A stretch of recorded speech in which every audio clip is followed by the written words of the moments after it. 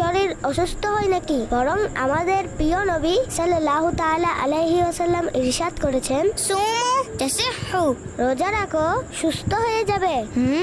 তুই ভুলে রোজার মধ্যে কিছু খেয়ে ফেলে, তাহলেও কি রোজা ভঙ্গ হয় না? জি, আমাকে বাবা বলেছিলেন ভুল করে খেলে রোজা ভঙ্গ হয় না। আল্লাহর কাছে শুকরিয়া যে ভালো মেয়ে। এটা তো অনেক সুস্বাদু। বাড়িরা, আপনি আর 2 মিনিট অপেক্ষা করুন, আমরা একসাথে ইফতার করব। রমজানের সম্মানার্থে ছোটরা রোজাদারের সামনে কিছু পানাহার করা উচিত নয়। সরি আপু।